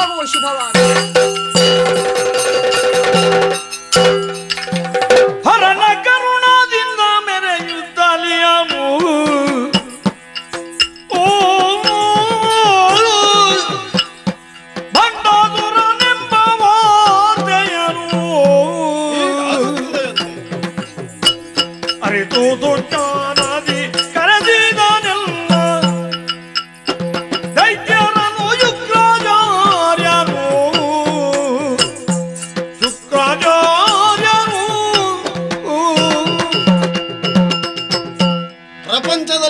ಪ್ರತಿಯೊಂದು ಸಸ್ಯಗಳಲ್ಲೂ ಒಂದಲ್ಲ ಒಂದು ಔಷಧೀಯ ತತ್ವ ಇರ್ತದಂತೆ.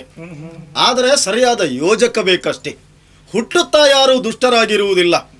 ಆದರೆ ರಾಕ್ಷಸರನ್ನು, ಯಾತುಧಾನರನ್ನು, ದೈತ್ಯರನ್ನು ಪ್ರತ್ಯೇಕಗೊಳಿಸಲಾಗಿದೆ ಪ್ರಪಂಚದಲ್ಲಿ ದುಷ್ಟರು ಎಂಬುದರಿಂದ. ಅವರಲ್ಲಿ ದೌಷ್ಟ್ಯ ಆ ಕಾರಣಕ್ಕಾಗಿಯೇ ಬೆಳೆಯುತ್ತಲೂ ಬಂದದ್ದು.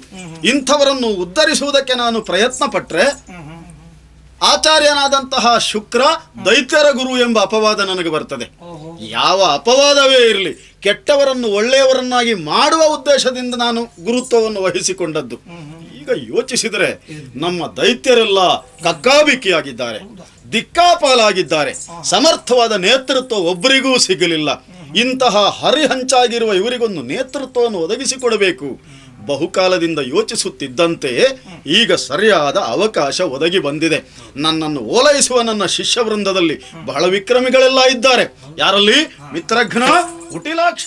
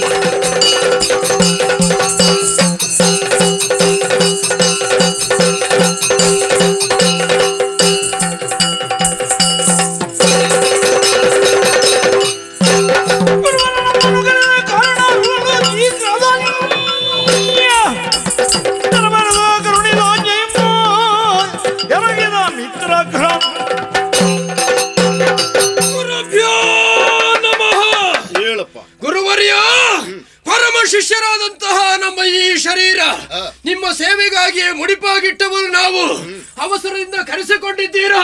ನಮ್ಮಿಂದ ಏನಾಗಬೇಕು ಅಪ್ಪಣೆ ಆಗಲಿ.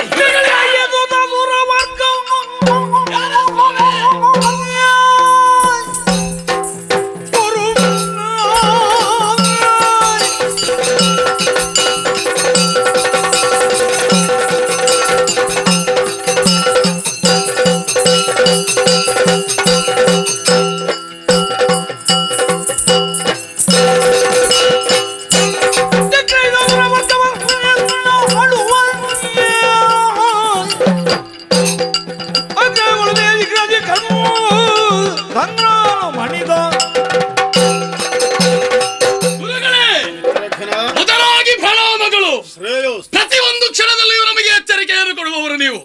ಮಕ್ಕಳೇ, ಪ್ರತಿಯೊಂದು ಹೊತ್ತಿನಲ್ಲಿಯೂ ನಿರೀಕ್ಷೆಯಿಂದ ನೀವಿರಬೇಕು. ನಿಮ್ಮನ್ನು ಕರೆಯುವ ಹೊತ್ತಿನಲ್ಲಿ ನೀವು ಪ್ರತಿಯೊಂದು ಹೊತ್ತಿನಲ್ಲಿಯೂ ದೇವತೆಗಳನ್ನು ಸದೆ ಪಡೆಯುವುದಕ್ಕೆ ಕಂಕಣಬದ್ಧರಾಗಿರಬೇಕು ಅಂತ. ಈ ಹೊತ್ತಿನಲ್ಲಿ ಕರೆದದ್ದು ದೇವತೆಗಳಲ್ಲಿ ಯುದ್ಧಕ್ಕೋ ಅಲ್ಲ ದೇವಲೋಕಕ್ಕೆ ದಾಳಿ ಆಗಬೇಕೆ? ಏನಾಗಬೇಕೆ? ದಾಳಿ ತಾಳಿರಲ್ಲ ದೈತ್ಯರು ಕೇಳಿರಲ್ಲ ಸೊಲ್ಲ, ದೈತ್ಯರು ಕೇಳಿರಲ್ಲ ಸೊಲ್ಲ.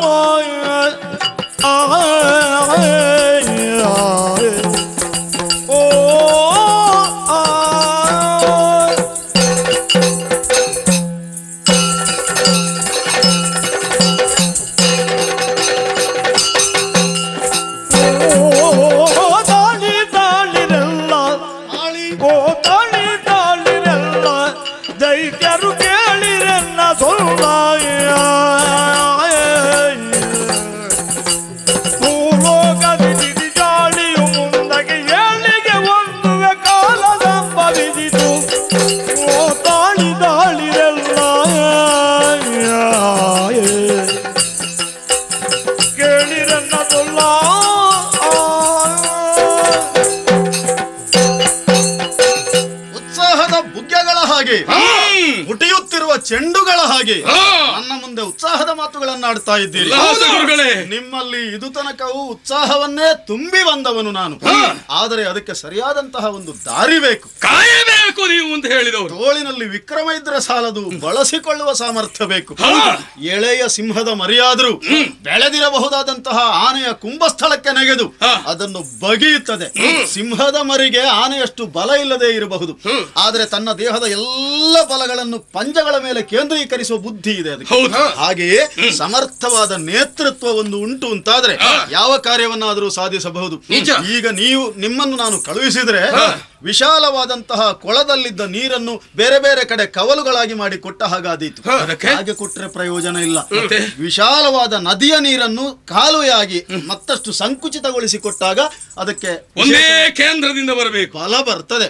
ಅಂತಹ ಒಂದು ವ್ಯವಸ್ಥೆ ಮಾಡುವುದಕ್ಕೆ ಅಂತ ನಾನು ಯೋಚಿಸಿದ್ದೇನೆ. ಹೇಗೆ ಸ್ವಾಮಿ? ಈಗ ಒಬ್ಬ ನಾಯಕ ನಿಮಗೆ ಬೇಕು. ಅಂತಹ ಸಮರ್ಥ ಶಕ್ತಿ ಸಂಪನ್ನ ಸಾಕಲ್ಲ, ನಾನು ಸಾಲದು. ನಾನು ನಿಮಗೆ ನಿರ್ದೇಶನವನ್ನು ಕೊಡಬಲ್ಲೆನೇ ಹೊರತು ವಿಕ್ರಮದಲ್ಲಿ ಏನನ್ನಾದ್ರೂ ಮಾಡುವುದಕ್ಕೆ ನಿಮ್ಮಂಥವನೇ ಬೇಕಾಗಿದೆ. ನಮ್ಮಂಥವರು ಯಾರಿದ್ದಾರೆ ಇಲ್ಲಿ? ಈಗ ಒಬ್ಬ ಹುಟ್ಟಿಕೊಂಡಿದ್ದಾನೆ. ಯಾರು? ಭಂಡಾಸುರನೆಂದು ಅವನ ಹೆಸರು. ಎಲ್ಲಿದ್ದಾನೆ? ಪ್ರಕೃತ ಪಾತಾಳದಲ್ಲಿದ್ದಾನೆ. ಹೌದಾ? ವರ ಬಲಾನ್ವಿತನಾದ ದೇಹ ಶಕ್ತಿ ಸಂಪನ್ನನಾದಂತಹ ಅವನ ನೇತೃತ್ವ ನಿಮಗೆ ಸಿಕ್ಕಿತು ಅಂತಾದ್ರೆ ಆಮೇಲೆ ನನ್ನ ಉದ್ದೇಶ ಈಡೇರುತ್ತದೆ. ಗುರುಗಳೇ, ಬಹಳಷ್ಟು ಆನಂದವಾಯಿತು. ಹೌದಾ? ಹಾಗಿದ್ರೆ ಆತನನ್ನು ಓಲೈಸಬೇಕು ನಾವು. ನೀವು ಓಲೈಸುವುದಲ್ಲ, ನಿಮಗೆ ಅವನನ್ನು ನಾಯಕನನ್ನಾಗಿ ನಾನು ಒದಗಿಸಿಕೊಡ್ತೇನೆ. ಮಾಡಿದ್ರೆ ಮುಗಿಯಿತು. ನನ್ನನ್ನು ಅನುಸರಿಸಿ ಬಂದ್ರೆ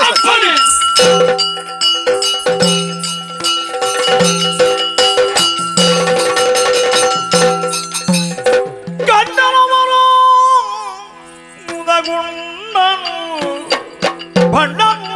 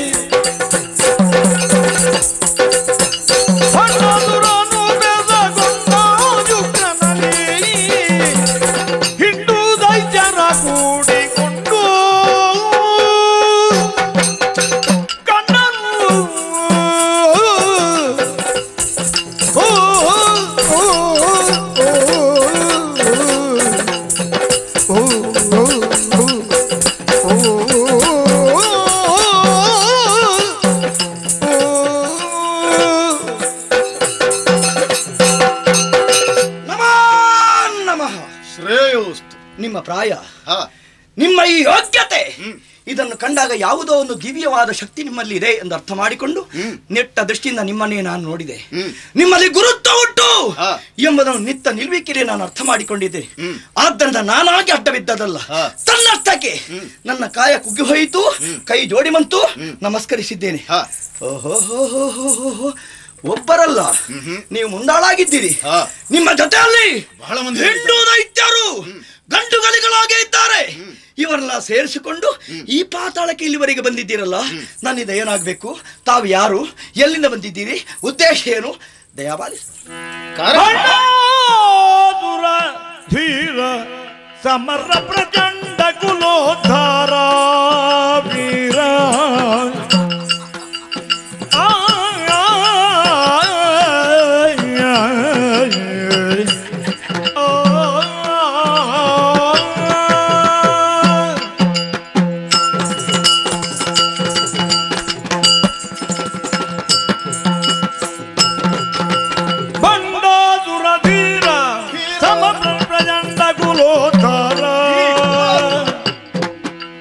ದಂಡದರಾರಿಯ ಕರುಣಾಮೃತವನು ಉಂಡು ದಾನವರ ತಂಡವನುಳುಹಿದೆ.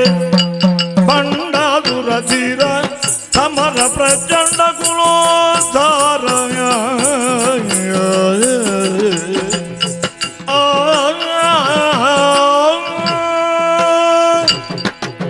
ಬಂಡಾದುರ ಧೀರ.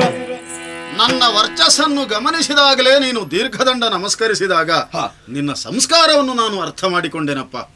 ಭಂಡಾಸುರನೆಂಬ ಧೀರನೊಬ್ಬನಿದ್ದಾನೆ, ಈ ದೈತ್ಯ ಕುಲದ ಉದ್ಧಾರಕ್ಕೆ ಅವನ ಆದೀತು. ಹೀಗೆಲ್ಲ ಕಲ್ಪನೆಗಳನ್ನು ನಾನು ಹೊಂದಿದ್ದೆ. ವಿಘ್ನೇಶ್ವರ ಅನುಗ್ರಹದಿಂದ ನಾನು ಬೆಳೆದವ. ಶಿವೆಯ ಅನುಗ್ರಹ ನನ್ನ ಮೈ ಮೇಲಿದೆ, ಈಶ್ವರನ ಆಶೀರ್ವಾದ ನನಗಿದೆ. ದಂಡಧರನ ಕರುಣೆ ನಿನ್ನ ಮೇಲಾಗಿದೆ ಅಂತ ಗೊತ್ತಾದಾಗ ನನ್ನ ಹೊಣೆಯನ್ನು ಸ್ವಲ್ಪ ಮಟ್ಟಿಗೆ ನಿನ್ನ ಹೆಗಲಿಗೆ ವರ್ಗಾಯಿಸಬೇಕು ಅಂತ ನಾನು ಯೋಚಿಸಿದ್ದೆ. ಅಂದ್ರೆ ಹೌದಯ್ಯ, ಕಾಣುತ್ತಾ ಇದ್ದೀಯಲ್ಲ, ವಿಕ್ರಮಿಗಳಾದಂತಹ ದೈತ್ಯರಿವರು ಒಬ್ಬೊಬ್ಬರ ತೋಳಿನಲ್ಲಿ ಒಂದು ಲೋಕವನ್ನೇ ನಡುಗಿಸುವಂತಹ ಸಾಮರ್ಥ್ಯ ಇದೆ. ಆದರೆ ಒಂದು ಏನು? ಶಕ್ತಿ ಇದ್ರೇನು, ಸಾಮರ್ಥ್ಯ ಇದ್ರೇನು, ಅದನ್ನು ಸರಿಯಾಗಿ ವಿನಿಯೋಗಿಸುವಂತೆ ನಿರ್ದೇಶಿಸಬಲ್ಲ ನಾಯಕನೊಬ್ಬ ಅವರಿಗಿಲ್ಲದೆ ಹೋಯಿತು. ನಿರ್ದೇಶಕರು ನೀವಿಲ್ವೇ? ಸಾಲದು, ತೋಳಿನ ವಿಕ್ರಮದಿಂದಲೂ ಅವರನ್ನು ನಿಯಂತ್ರಿಸಬಲ್ಲಂಥವನು ಆಗಬೇಕು, ಜೊತೆಗೆ ವಿಶಿಷ್ಟವಾದ ವರಬಲಾನ್ವಿತನೂ ಆಗಬೇಕು ಅಂತ ನಾನು ಯೋಚಿಸ್ತಾ ಇದ್ದೆ. ಇವರೆಲ್ಲವರಿಗೂ ಗುರುವಾದಂತಹ ನನ್ನನ್ನು ಶುಕ್ರನೆಂದು ಕರೆಯುತ್ತಾರೆ. ಹೇಳುವುದನ್ನು ಕೇಳಿದ್ದೆ. ಪ್ರಪಂಚದ ದೃಷ್ಟಿಯಲ್ಲಿ ನಾನು ಅಸುರ ಗುರು ಅಂತ ಉಪೇಕ್ಷಿಸಲ್ಪಟ್ಟವನಿದ್ರು ಗುರುಗಳು, ಅದನ್ನು ಬಿಟ್ಟವನು ನಾನಲ್ಲ. ಅಸುರರ ಉದ್ಧಾರವೇ ನನ್ನ ಲಕ್ಷ್ಯ. ಹಾಗಾಗಿ ಇವರಿಗೊಬ್ಬ ನಾಯಕ ಯಾರು ಎಂಬ ಪ್ರಶ್ನೆಗೆ ನನಗೆ ಸಿಕ್ಕಿದ ಉತ್ತರ ನೀನು ಅಂತ. ಅಂದ್ರೆ ನಿನ್ನ ನಾಯಕತ್ವದಲ್ಲಿ ಮತ್ತೊಮ್ಮೆ ಯಾತುಧಾನರ ಕುಲ ಬೆಳಗುವ ಹಾಗಾಗಬೇಕು. ಇವರ ನೇತಾರ ನೀನಾಗಬೇಕಯ್ಯ. ಹರಿತವಾದ ಕತ್ತಿಯೊಂದಿದ್ರೆ ಹೊರೆಯಲ್ಲೇ ಇರಿಸಿದ್ರೆ ಏನೋ ಪ್ರಯೋಜನ ಇಲ್ಲ, ಮಸೈತಾ ಇರಬೇಕು, ಆ ಜಾಗ ಬೇಕು. ಹೌದು, ಸಂತೋಷ. ಆದ್ರೆ ವ್ಯವಸ್ಥೆಯನ್ನು ಯಾರು ಮಾಡುದು? ಎಲ್ಲಿಗೆ ಹೋಗೋಣ? ಹೇಗೆ ಇವರನ್ನ ಒರೆಸೋಣ? ಹೇಗೆ ಇರಿಸೋಣ? ವಿಷಯ ಹೌದು, ನಿನಗೆ ನಿರ್ದಿಷ್ಟವಾದ ನೆಲೆ ಇಲ್ಲ. ಆದರೆ ನಿನ್ನ ಶಕ್ತಿ ಏನು ಅಂತ ನೀನು ಸ್ವಲ್ಪ ಯೋಚಿಸಿದರೆ ಅರ್ಥವಾದೀತು. ಬೇಕೆಂದರೆ ಸೃಷ್ಟಿಸಬಲ್ಲೆ ನೀನು. ಹೌದು. ಬೇಕೆನಿಸುವಷ್ಟು ಕಾಲ ಪಾಲಿಸಬಲ್ಲೆ. ಬೇಡವೆಂದಾಗ ಸಂಕಲ್ಪದಿಂದ ಲಯಗೊಳಿಸಬಲ್ಲೆ. ಅಂತಹ ವಿಕ್ರಮಿಯಾದ ನಿನಗೊಂದು ಪೂರ್ವ ಸೃಷ್ಟಿ ಮಾಡುವುದು ದೊಡ್ಡದೇನೂ ಅಲ್ಲ.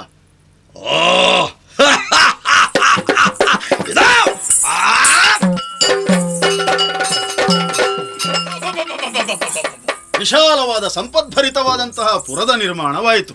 ಪುರಕ್ಕೊಂದು ಹೆಸರು ಬೇಕು, ತಾವೇ ಕೊಡಬೇಕು. ಶೂನ್ಯಕಾಪುರ. ಏನಿಲ್ಲ ಅಂತಲ್ಲ? ಅಲ್ಲ, ಶೂನ್ಯ ಅಂದ್ರೆ ಪೂರ್ಣತೆಯ ಸಂಕೇತ. ವರ್ತುಲ, ವರ್ತುಲದಲ್ಲಿ ಆದಿಯಲ್ಲಿ ಮಧ್ಯೆಯಲ್ಲಿ ಅಂತ್ಯದಲ್ಲಿ ಅಂತ ಇಲ್ಲ. ಹಾಗಾಗಿ ಪೂರ್ಣತೆಯ ಸಂಕೇತವಾದಂತಹ ಈ ಶೂನ್ಯಕಾಪುರಕ್ಕೆ ನೀನು ಒಡೆಯನಾಗಿ ಇವರೆಲ್ಲವರು ನಿನ್ನನ್ನು ಓಲೈಸುವ ಹಾಗೆ ಮಾಡಿಕೊಳ್ಳಬೇಕು. ಇದನ್ನು ರಾಜ್ಯವನ್ನೇ ಹೇಳಿದ್ರೆ ಹೆಚ್ಚಾಗ್ಲಿಕ್ಕಿಲ್ಲ. ರಾಜ್ಯಕ್ಕೆ ಒಬ್ಬ ರಾಜನಾಗಬೇಕು. ಹೌದು, ಅದು ನೀನು. ಪಟ್ಟಾಭಿಷೇಕ ನಾನಿದ್ದೇನೆ, ಇವರ ಸಮಕ್ಷದಲ್ಲೇ ಪಟ್ಟಾಭಿಷೇಕ ಮಾಡಿಸ್ತೇನೆ. ಸಂತೋಷ ಇದೆ. ಆ ಶುಭ ಮುಹೂರ್ತವನ್ನು ತೋರಿಸಿಕಡಿ, ಆ ದಿನವನ್ನೇ ನಾರಿಸಿ ಪಟ್ಟಣ ಮನೆ ನಾರಿಯರಿ ಕೊಡ್ತೇನೆ. ಹೌದಲ್ಲ? ಹಾಗಾದ್ರೆ ಹಿಂದೆ ಕನಕ ಕಶ್ಯಪನ ನೆತ್ತಿಯಲ್ಲಿದ್ದಂತಹ ಕಿರೀಟ ಒಂದುಂಟು. ಆಮೇಲೆ ಯಾವ ತಲೆಯು ಆ ಕಿರೀಟಕ್ಕೆ ಸರಿಯಲ್ಲ ಅಂತ ನಾವು ತೀರ್ಮಾನಿಸಿದ್ದೇವೆ. ನನ್ನ ತಲೆ ಹೇಗುಂಟು? ಈಗ ಈ ತಲೆ ಆ ಕಿರೀಟಕ್ಕೆ ಸರಿ. ಆದ್ದರಿಂದ ಶುಭಸ್ಯ ಶೀಘ್ರಂ, ಇದೇ ಸರಿಯಾದ ಮುಹೂರ್ತ.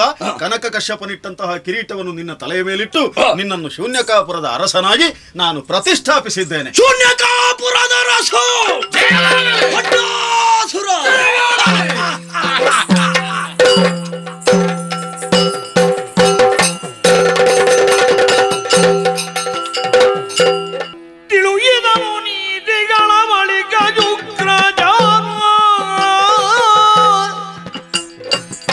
ಒಲಿದು ದಾನವಾದಿಲಗ ಕೇಳು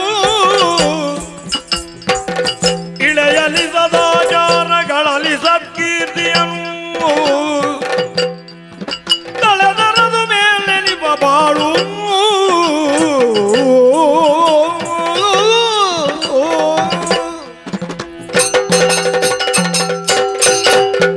ಅಲೌಕಿಕವಾದಂತಹ ಶಕ್ತಿ ಸಂಪನ್ನ ನೀನು ಭಂಡಾಸುರ.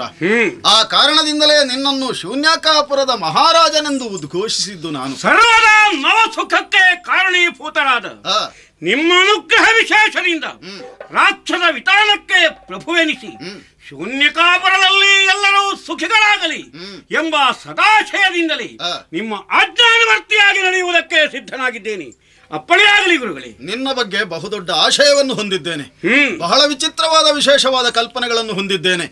ದಾನವ ಸಮ್ರಾಟ ನೀನಾಗಿ ಮೆರೆಯುವುದರ ಜೊತೆಗೆ ದೈತ್ಯರು, ದಾನವರು, ಯಾತುಧಾನರು ಇತ್ಯಾದಿ ಎಲ್ಲರೂ ಸಹ ನಿನ್ನ ನೇತೃತ್ವದಲ್ಲಿ ಸುಖವಾಗಿ ಬಾಳಬೇಕು ಎಂಬ ಆಸೆ ನನಗೆ. ಆದರೆ ಏನು ಯಾವ ಕಾರಣಕ್ಕೂ ಆಸುರಿ ಪ್ರವೃತ್ತಿಗೆ ನೀನು ಮನಗೊಡಬಾರದು. ನಿನಗೆ ನೀತಿಯ ಮಾತನ್ನು ಹೇಳಬೇಕಾದ್ದು ನನ್ನ ಕರ್ತವ್ಯ ಎಂಬ ನೆಲೆಯಲ್ಲಿ ಹೇಳ್ತಾ ಇದ್ದೇನೆ. ನನಗೆ ಶಿರೋಧಾರ್ಯ. ನಿನ್ನನ್ನು ಓಲೈಸುತ್ತಿರುವವರೆಲ್ಲ ಒಳ್ಳೆಯವರು ಅಂತ ಪೂರ್ಣ ನಂಬಲಿಕ್ಕೇನೂ ಇಲ್ಲ. ಯಾಕಂದ್ರೆ ಅಭಿಜಾತರಾಗಿ ರಾಕ್ಷಸರು, ಆಮೇಲೆ ಒದಗಿದಂತಹ ಸಂಸರ್ಗ ಸಹವಾಸ ಕೆಟ್ಟದ್ದು. ನಾನಿರುವಾಗ ನನ್ನ ಸಮಕ್ಷದಲ್ಲಿ ಅವರಂಥದ್ದೇನು ಮಾಡದೇ ಇದ್ರು ಬೇಡದೇ ಇದ್ದದ್ದು ಮಾಡ್ತಾರೆ, ಬೇಡದೇ ಇದ್ದದ್ದು ಹೇಳ್ತಾರೆ. ಅಂಥವರ ಮಾತುಗಳಿಗೆ ಚೆನ್ನಾಗಿ ಯೋಚಿಸಿ ನೀನು ಕಿವಿ ಕೊಡಬೇಕು. ನಿತ್ಯ ಆಚಾರ ಸಂಪನ್ನನಾಗಿರಬೇಕು. ಶಿವನನ್ನು ಶ್ರದ್ಧಾಭಕ್ತಿಯಿಂದ ಪೂಜಿಸುತ್ತಿರಬೇಕು.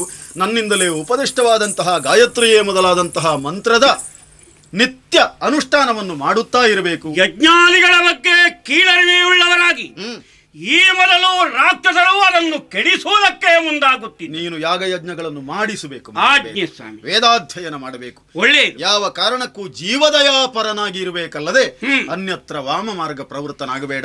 ಈ ವಿಶಾಲವಾದ ವಿಶ್ವವನ್ನು ಪಾಲಿಸುವ ವಿಶಿಷ್ಟ ಶಕ್ತಿ ಹೊಂದಿದೆ ಎಂಬ ಕಲ್ಪನೆಯುಳ್ಳವನಾಗಿ ಸದಾ ಸರ್ವದ ಸನ್ಮಾರ್ಗದಲ್ಲಿ ನಡೆದರೆಂದಾದರೆ ನಮ್ಮವರ ಉದ್ಧಾರದೊಂದಿಗೆ ಎಲ್ಲರ ಕ್ಷೇಮವೂ ಆಗುವುದಕ್ಕೆ ಸಾಧ್ಯ ತಾನೆ. ನನಗೂ ಅದೇ ಉದ್ದೇಶ ಇದೆ. ನೀವು ಉದ್ಧಾರ ಆಗುತ್ತಾ ಇರುವುದನ್ನು ನಾನು ಎಲ್ಲಿದ್ರೂ ಕಾಣುತ್ತಲೇ ಇರುತ್ತೇನೆ. ಸದ್ಯ ಕೆಲವು ಕಾಲ ತಪೋಮಗ್ನನಾಗಬೇಕು ಅಂತ ನನ್ನ ಅಂತಃಸಾಕ್ಷಿ ಹೇಳ್ತಾ ಇದೆ. ದೀರ್ಘದರ್ಶಿಗಳಾದ ಸಮದರ್ಶಿಗಳಾದ ನಿಮ್ಮ ಕೃಪಾ ವಿಶೇಷದಿಂದ ಸಮರ್ಪಕವಾಗಿ ಆಡಳಿತವನ್ನು ನಡೆಸುವುದು. ಆದರೂ ಸಹಜವಾಗಿ ಏನಾದರೂ ಹೆಚ್ಚು ಕಡಿಮೆಯಾದರೆ ಶ್ರುತಿ ಮಾಡಿಟ್ಟ ತಂಬೂರಿಯ ಆ ಶ್ರುತಿ ಕ್ರಮೇಣ ಇಳಿದು ಹೋಗುವುದಿಲ್ವೇ?